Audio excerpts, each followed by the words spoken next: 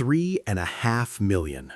That is the staggering count of enemy combatants these 5 American commanders eliminated between 1941 and 1945. We aren't talking about the wounded or those taken prisoner. We're talking about confirmed kills. Out of more than 1,100 generals who served during the Second World War, only 5 managed to inflict such catastrophic losses that the enemy was forced to overhaul their entire defensive strategy upon discovering these men were operating in their theater. Today, we are counting them down. Our number 5 pick moved a massive army at a pace that outran the speed of enemy intelligence. Number 3 held command over more soldiers than any other general in the history of the United States. Number 2 might surprise you, as it isn't the name you're likely expecting. And our number 1 choice? He eliminated more enemy troops than the other 4 individuals on this list combined. This analysis isn't focused on medals or cinematic fame. This countdown is built on verified combat data, recorded enemy losses, and the grim arithmetic of who secured victories while preserving the lives of their own troops. Let's explore the 5 most lethal American generals of the Second World War. Before we dive in, if you're eager to see who claimed the top spot, please hit that like button now. It signals the algorithm to share this with other history enthusiasts. Subscribe so you never miss our deep dives. Now let's begin with number 5. Number 5 is Lieutenant General Lucian Truscott. Here is the essential truth about Truscott. In August 1944, the Allied command predicted it would take 3 months to seize southern France and connect with the Normandy forces. Truscott accomplished this in just 28 days. The German 19th Army, consisting of 285,000 men, was tasked with stopping him. Instead, Truscott's 6th Corps advanced so rapidly that German intelligence believed they were facing 3 separate American armies. They were wrong. It was simply one commander who grasped a concept others overlooked. Speed is a more lethal weapon than raw firepower. Truscott developed the Truscott Trot, a grueling forced march at 5 miles per hour while carrying full gear. Standard doctrine was half that speed. His infantry moved twice as fast as any other unit in Europe. This sounds minor until you see the operational impact. German leaders planned defenses based on standard speeds, but Truscott's men arrived a full day early. Because of this, defensive lines weren't ready, artillery wasn't aimed, and reserves were out of place. By the time the Germans could react, Truscott had already bypassed them by 20 miles. During Operation Dragoon, his forces covered 400 miles in a month. The German 19th Army suffered 7,000 dead and 79,000 captured. Crucially, Truscott's corps had the lowest casualty rate per mile of any American corps in Europe. He killed more while losing fewer. The Germans referred to his units as the Ghost Army. You would mark them on a map, but they'd be 40 miles away attacking your next line before you could move. Post-war interviews with German officers revealed a common theme.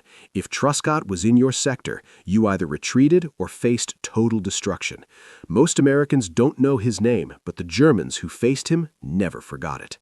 Now, number 4, Lieutenant General James Gavin. Gavin was the only American general to jump into battle with the first wave of paratroopers. He didn't watch from the rear, he jumped first. At 1:51 a.m. on June 6, 1944, the 36-year-old stood at the door of a C-47 over Normandy. He landed miles off target with only a pistol and 12 men, yet by dawn he had liberated the first French town of the invasion. Gavin ranks 4th because he mastered vertical envelopment, dropping behind lines to seize key objectives.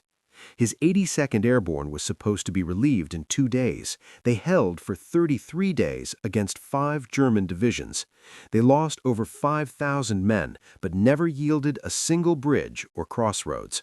Across 4 major campaigns, Gavin's division defeated elements of 23 German divisions, inflicting 23,000 casualties. This 1.5 to 1 ratio is incredible, considering they were light infantry fighting tanks. German officers later cited the 82nd under Gavin as the unit they feared most. Number 3 is General Omar Bradley. Understand this figure, 1 million. Bradley's 12th Army Group killed or captured 1 million enemy soldiers in less than a year. That is more than any other American commander in Europe. Bradley avoided the spotlight and custom uniforms, focusing instead on mathematical precision. The Germans called his style work clockwork because his strikes were perfectly timed and executed. Operation Cobra was his masterpiece, shattering the German front in Normandy within 72 hours. During the Battle of the Bulge, Bradley identified the German strategy within 18 hours and repositioned his forces to stall the advance.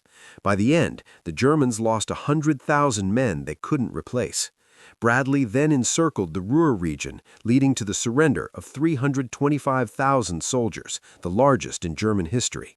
He won through relentless competence, ensuring the enemy realized that resistance was entirely futile. He retired as a 5-star general, a man of quiet but lethal efficiency. Number 2 is General George Patton. He was the most aggressive commander, with his Third Army inflicting 1.4 million casualties, a 9-to-1 kill ratio. However, this came at the cost of 160,000 American casualties, the highest in Europe. Patton believed momentum was worth any price.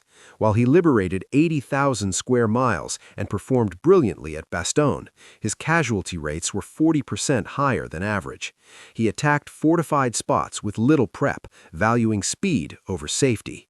Patton's philosophy produced legendary results, but heavy losses. By the end of the war, his army had the highest enemy body count, but also the most American dead. This debate over his methods continues today, but he remains second on our list. Now, number 1, General Douglas MacArthur. MacArthur eliminated more enemy soldiers than any commander in history while maintaining remarkably low casualty rates. His strategy wasn't about ego, it was about the cold mathematics of victory.